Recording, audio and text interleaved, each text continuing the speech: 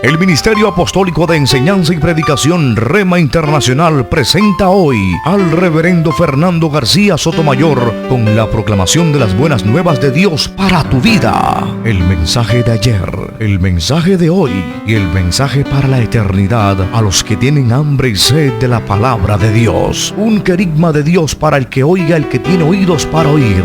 Escucha el dabar del Eterno a las naciones. Ahora es el tiempo para recibir el rema del Espíritu Santo a tu espíritu. Escuchemos con fe la memra del Señor para el alma.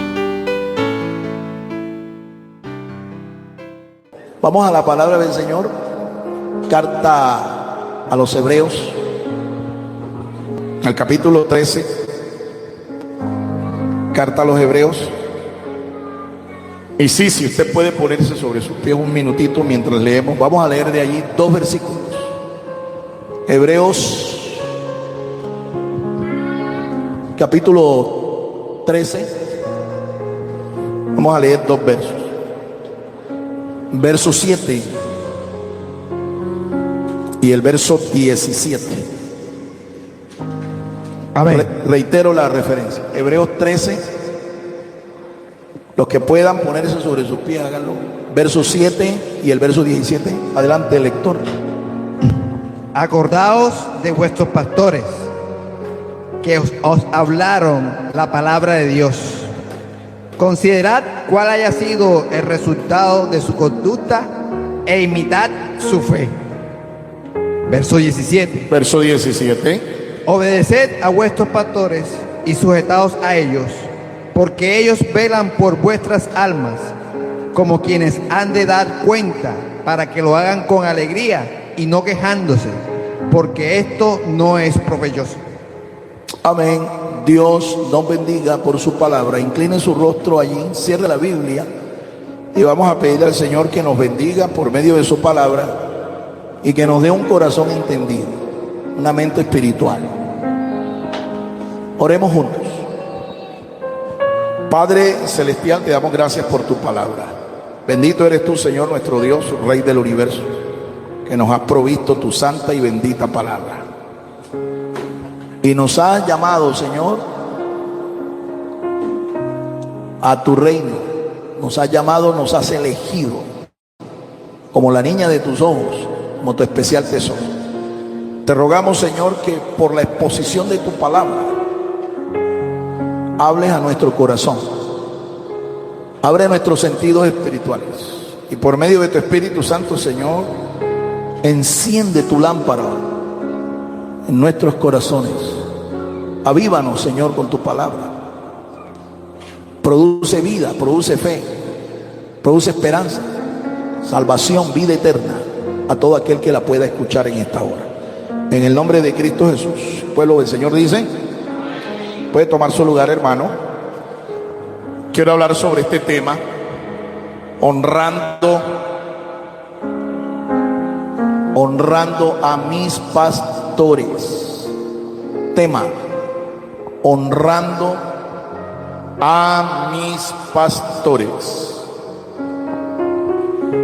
En este pasaje que tenemos acá, al hacer un análisis histórico cultural de esta carta, lo primero que tenemos que declarar es que no tenemos con certeza quién fue el autor de esta carta.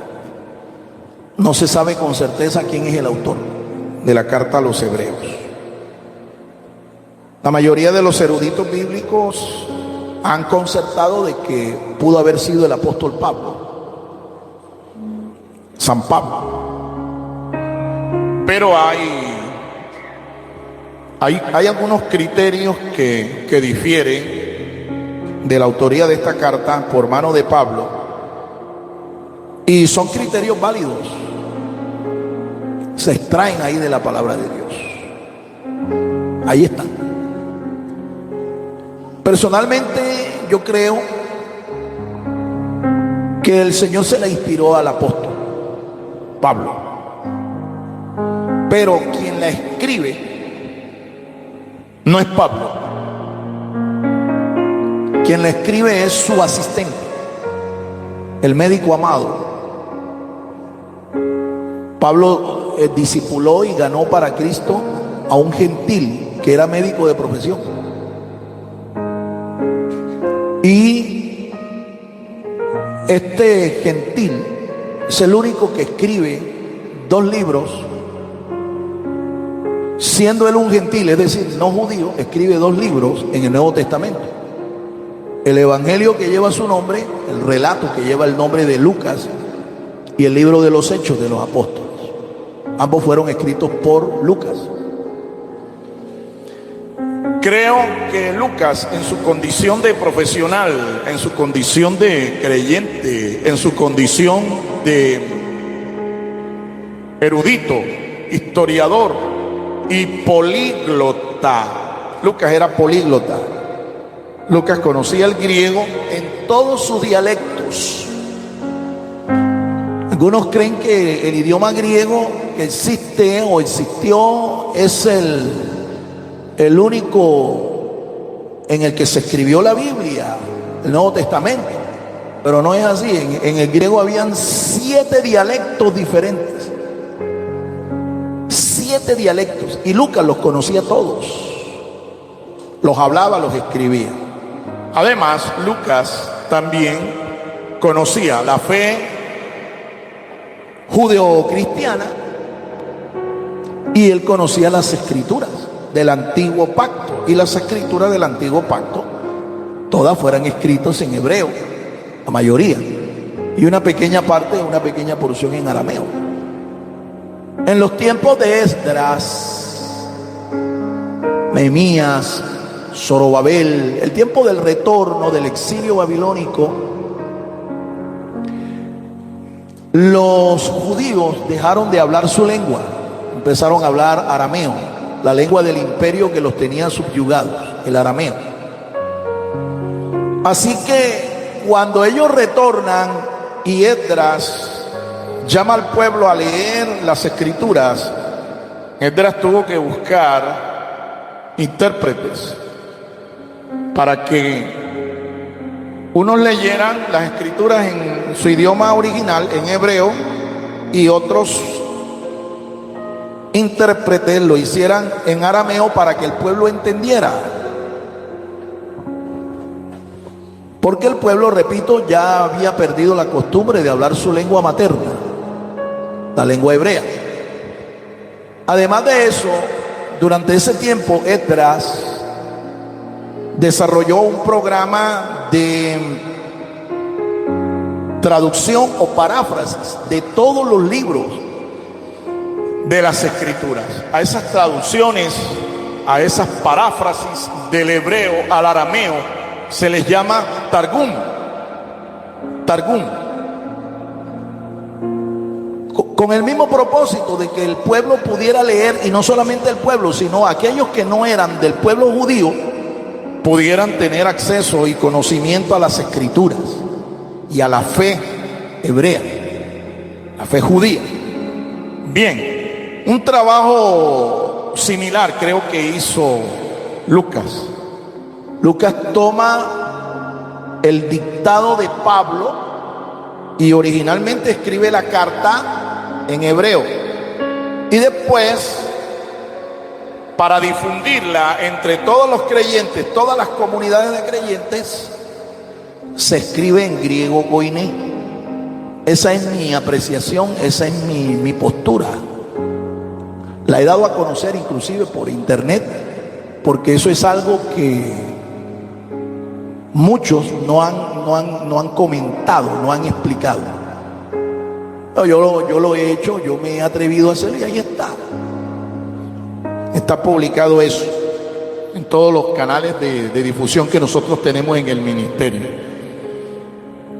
Entonces yo creo que sí, la recibe Pablo por inspiración del Señor, del Espíritu Santo, pero quien la transcribe, quien la copia en 2 idiomas, originalmente en hebreo y luego en griego koiné, es Lucas. A propósito de esto, mire, quiero invitarles para que ustedes tengan la experiencia de visitar en la internet, visitar la página web de la emisora del ministerio. Hace 5 años nosotros constituimos una emisora radial en la web que funciona a las 24/7. El nombre de la emisora, nombre de la página en donde usted debe entrar es remanentestereo.com. remanentestereo.com. No escriba remanente como si estuviera entendiendo una pequeña porción, un remanente. No. Es una palabra que se escribe con una H intermedia, R-H-E. Entonces usted escribe remanente y seguidito, no ponga una letra E para leer estéreo, sino una estéreo. remanentestereo.com. Cuando usted entra, ahí le da clic a un botoncito ahí que dice señal en vivo, y ahí tiene la señal de la emisora, las 24/7. ¿Sí? Las 24/7. Es decir, las 24 horas del día, los 7 días de la semana. Si usted ahora entra y le da clic allí, me va a interrumpir. Y yo no quiero que nada ni nadie le interrumpa. Pero le estoy animando para que usted, desde su celular, desde su tablet, desde su dispositivo, desde su computador, en su casa, usted entre a la emisora. Tenemos una programación musical y tenemos también una programación de predicaciones, estudios bíblicos, conferencias, testimonios, etcétera, que son para la edificación del pueblo de Dios. Así que espero que usted, apenas pueda, usted entre a la emisora y disfrute de la experiencia de sintonizarla y de edificarse con sus contenidos. Bien, seguimos con el análisis histórico contextual de esta carta, la carta a los Hebreos. La carta a los Hebreos se escribe con el propósito de que los judíos que se habían convertido al Señor no dieran un paso atrás de su fe en el Señor. Porque cuando la carta se escribe, aún el templo de Jerusalén está en pie. No se había destruido el templo. El templo se destruyó unos 3-4 años después que se escribió la carta. ¿Quiénes destruyeron el templo de Jerusalén? Los romanos. Destruyeron el templo y le dieron un golpe mortal, no solo al pueblo de Israel, sino a la fe del pueblo de Israel y de paso a la iglesia.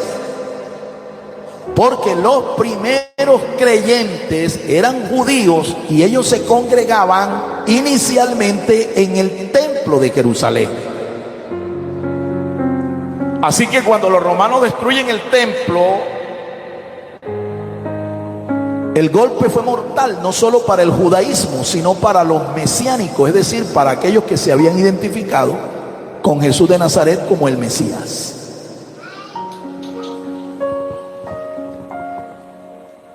¿Me están siguiendo los hermanos? Estoy tratando de introducirlos en el marco histórico del pasaje que hemos tomado. Muy bien. Ese fue el propósito entonces. Resulta que muchos que habían confesado al Señor, ya había pasado una generación, unos 30 años aproximadamente habían pasado, desde que ellos habían recibido a Cristo como el Salvador. Pero resulta que muchos se estaban volviendo atrás y estaban nuevamente yendo al templo a ofrecer sacrificios por la expiación de sus pecados. Se estaban volviendo atrás. Entonces el autor, inspirado del Señor, escribe para prevenir ese retroceso de la gente. ¿Ve? Y presenta como tema principal la superioridad que tiene Cristo, el Mesías, sobre todo y sobre todos, sobre las instituciones, como por ejemplo las sagradas fiestas, las fiestas del Señor, ¿sí? A excepción de las fiestas del otoño, en el calendario de fiestas sagradas, las fiestas de la primavera todas se habían cumplido en Cristo. Todas.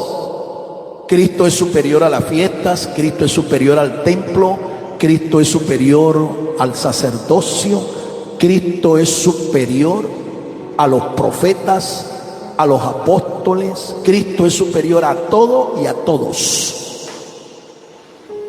Ese es su tema.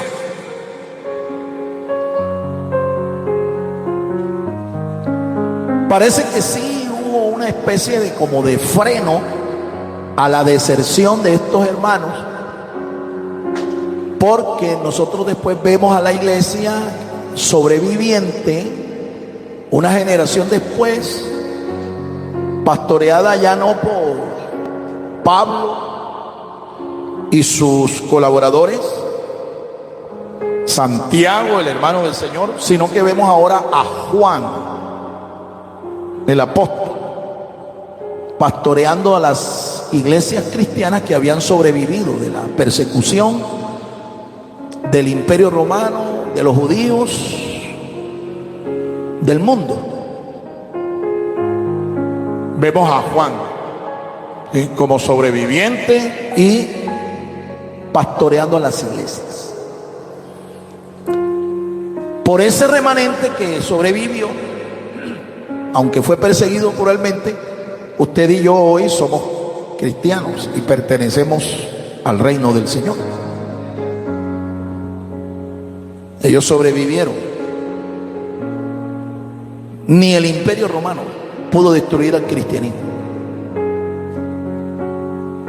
Después de más de 200 años de persecución. Entonces tenemos en la carta a los Hebreos, capítulo por capítulo, una proclamación de la superioridad de nuestro Señor Jesús, el Mesías, sobre todo y sobre todos. Aquí hay un pasaje que trata el tema que les dije al principio. En el capítulo 13 hay una serie de exhortaciones prácticas que hace el autor a los creyentes. Entre esas exhortaciones encontramos la que se refiere a los pastores. Con respecto a los pastores,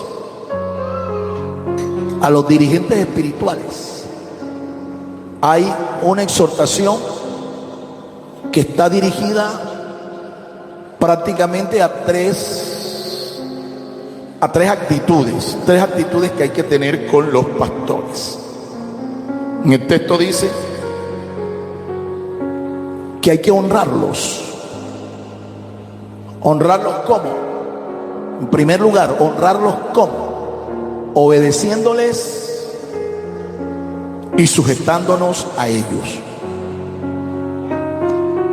Segundo, dice que hay que considerar su ética, su conducta. Hay que considerar la ética, la conducta de los pastores. Y en tercer lugar dice que hay que imitar la fe de ellos. Hay que imitar la fe de ellos. Entonces nos enfocamos en la primera exhortación que se hace. Hacia los pastores hay que mostrar una actitud de sujeción y obediencia. Y el autor dice que no conviene que seamos desobedientes, que seamos gente insurrecta, insujeta a la autoridad que representan los pastores. No es provechoso para el pueblo de Dios mantener una actitud de deshonra, de desobediencia, de falta de sujeción a los pastores. No conviene al pueblo. El pastor demanda sujeción obediencia. Al pastor hay que estar sujetos. Al pastor hay que obedecerle. Si tú eres parte de la grey del Señor, tú te consideras parte del rebaño del Señor, usted necesita obedecer, usted necesita sujetarse a la voz, al llamado de su pastor. Mírale la cara al hermano que tienes al lado y dile: ¿sabes qué, hermano? Sospecho que esto es contigo. Díselo: sospecho que esto es contigo. Véngaselo. Sí. Sospecho que esto es contigo. A su nombre. Ahora, ¿por qué? ¿Por qué? ¿Por qué? ¿Acaso Él es Dios? No. Pero Él representa la autoridad de Dios en medio de nosotros. ¿Quiénes son los que no están dispuestos a obedecer, a sujetarse al pastor? Los que no son ovejas. Los que no son ovejas, sino que lo que son es cabras, brinconas, saltarinas y cachonas. Cabras, cabras, cabras. La cabra tiene cachos. Vuelve a mirarle la cara al hermano que tienes al lado y dice: sospecho que es contigo, hermano.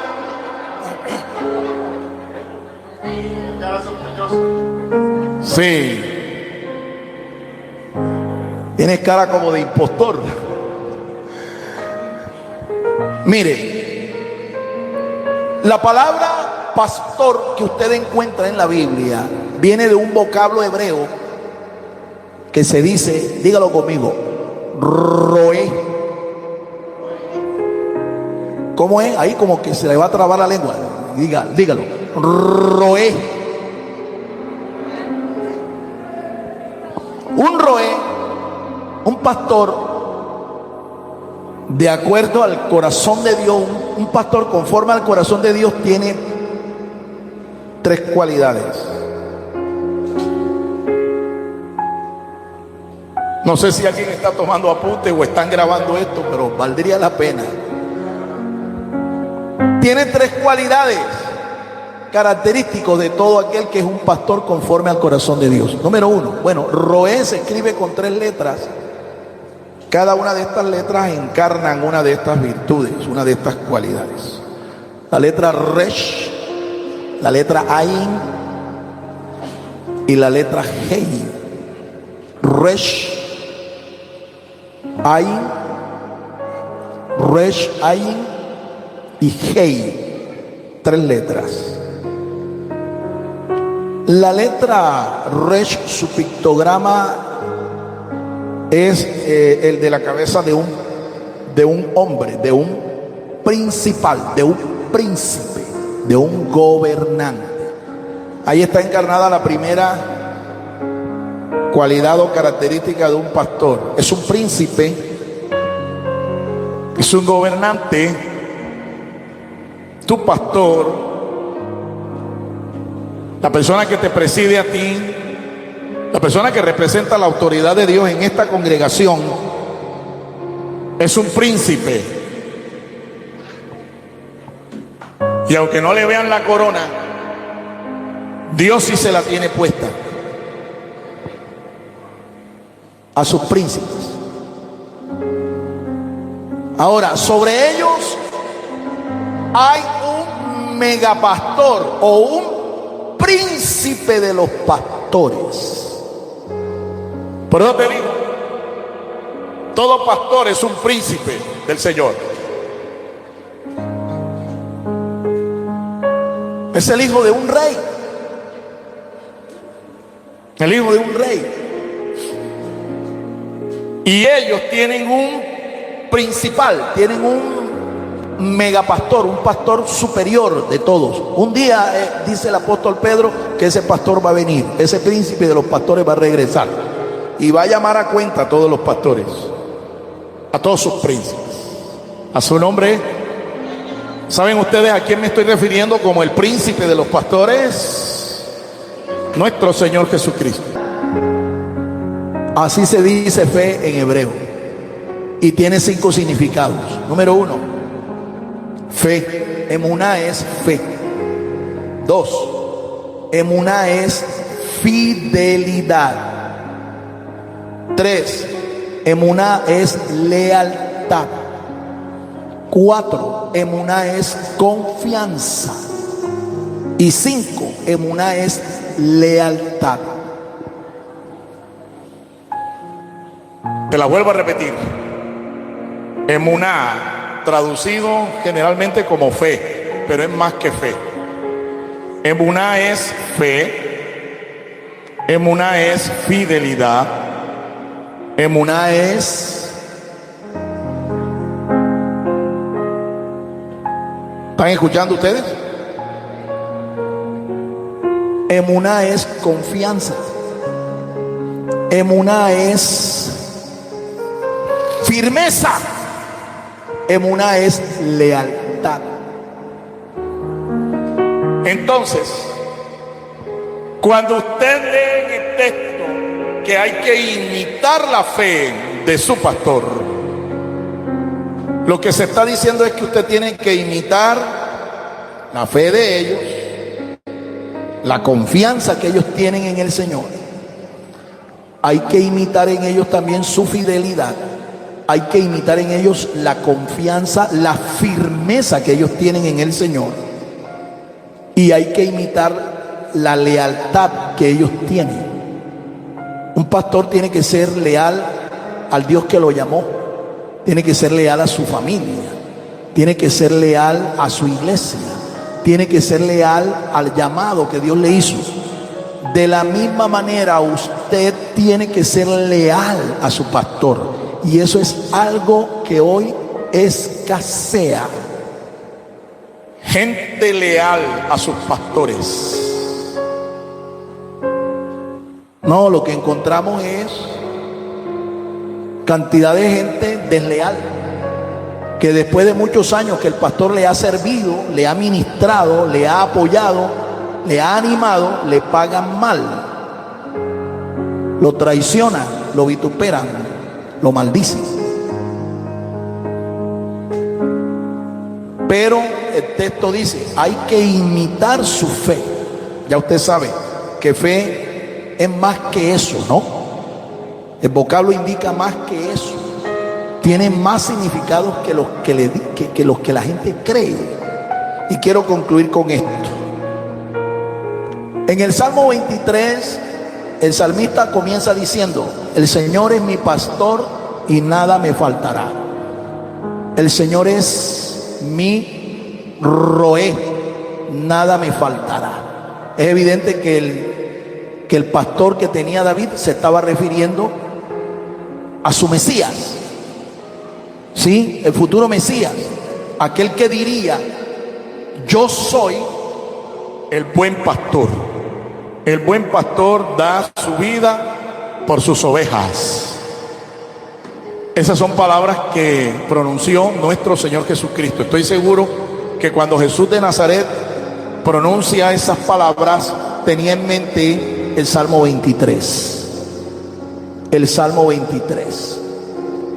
En una ocasión, en un teatro de la antigua Atenas, en Grecia, se conoció de un concurso de declamación. Un concurso de declamadores, poetas y declamadores, artistas. Se presentaron 2 allí en ese inmenso teatro en Atenas. Ambos tomaron el Salmo 23 para declamarlo. Salmo 23. Uno era un orador profesional. Un orador profesional, un declamador profesional. Toma el Salmo 23 y comienza.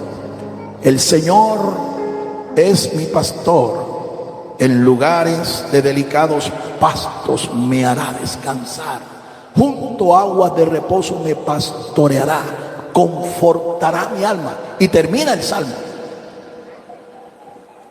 ciertamente el bien y la misericordia me seguirán todos los días de mi vida, y en la casa del Señor moraré por largos días. Y cuando ese hombre terminó, hermano, la ovación era atronadora. Todo el mundo aplaudiendo al orador. No era creyente, no era cristiano, pero él tomó ese salmo para declamar. Pasa el segundo concursante. Este sí era creyente, este sí era cristiano, y comienza con el mismo salmo, el salmo 23, y comienza el hermano a declamar: el Señor es mi pastor, en lugares de delicados pastos me hará descansar, junto a agua de reposo me pastoreará. Y de repente él nota, cuando levanta la vista y ve gente compungida de corazón, gente llorando, arrodillados, incluso algunos otros con las manos en alto, las manos levantadas. Y él no se explicaba lo que estaba pasando. No se explicaba. Un anciano que estaba allí, que era un viejo creyente, dijo: yo sé lo que aquí pasa. Yo sé qué es lo que está pasando. Lo que pasa es lo siguiente: el primer declamador conoce muy bien el salmo del pastor. El segundo declamador conoce al pastor del salmo.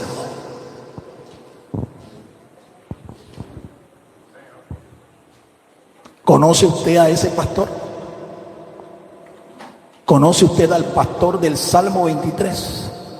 Él se llama Jesús de Nazaret. Y dice la palabra de Dios que en conocerle a Él consiste la vida eterna. Y esta es la vida eterna. Está escrito San Juan capítulo 17 verso 3. Que te conozcan a ti, el único Dios verdadero, y a Jesucristo, el Mesías, a quien tú has enviado. Nosotros necesitamos ser pastoreados, mi amado hermano. Usted necesita un pastor. Yo necesito un pastor. Si yo no tengo un pastor, yo viviré en esta vida digno de la compasión y de la misericordia de Dios. Viviré como un miserable. Seré visto por el mismo Señor como oveja que no tiene un pastor. Por eso es que hay que honrar a nuestros pastores, mi amado hermano. Porque como usted lo escuchó al principio, ellos son nuestros padres espirituales. Y ellos velan delante de Dios por nuestras almas. Póngase de pie. Gracias te doy, Padre, por tu palabra en esta hora. Te damos a ti, Señor, toda la honra, toda la gloria y la alabanza. Quiero hacer un llamado a todas las personas que aquí de pronto nos visitan por primera o segunda vez, o que nos están escuchando a través de nuestras redes sociales. Usted necesita un pastor, usted necesita quien lo pastoree, usted necesita un mentor espiritual en su vida. Usted no puede vivir esta vida sin alguien que lo pastoree. La Biblia enseña que aquellos que no conocen a Dios tienen un pastor. No lo conocen tal vez, pero la Biblia dice que el pastor de los impíos, el pastor de aquellos que no temen a Dios, es la muerte. La muerte es el pastor de aquellos que no conocen a Dios. Yo prefiero ser pastoreado por aquel que dijo: yo soy el camino, la verdad y la vida. Porque en Jesús de Nazaret nosotros encontramos la vida. Él es la encarnación de la vida eterna. Y si usted hoy confiesa a Jesús de corazón, con sus labios, con su boca, Él comenzará a ser el pastor de tu vida, de tu alma. Si esta es tu decisión, repita conmigo esta oración de fe. Diga conmigo: gracias te doy, Señor Jesús. Diga: gracias te doy, Señor Jesús. Yo he escuchado tu palabra y hoy te confieso como mi pastor. mi Salvador, mi Dios. Te pido perdón por todos mis pecados. Te ruego que me limpies con tu sangre. Escribe mi nombre en el libro de la vida. No lo borres de allí, Señor. Y séllame con tu Espíritu Santo. Ahora, Señor, te invito a entrar en mi corazón. Dígale, Señor, entra en mi corazón, Señor Jesús. Enséñame a orar y a perseverar en tus caminos, desde ahora y para siempre. Quiero que tú seas mi pastor de aquí a la eternidad. Por la fe ahora, diga, por la fe ahora, me confieso como hijo de Dios, en el nombre de Jesucristo. Y el pueblo de Dios dice, Dios los continúe bendiciendo, amados hermanos. Dios los siga bendiciendo. El Ministerio Apostólico Rema Internacional pone a disposición esta predicación. Ofrecemos ministración a simposios, seminarios, campañas evangelísticas, educación globalizada sana y de carácter interdenominacional. Escríbanos a ministerioremainternacional@gmail.com o llámenos al celular 316-270-7181.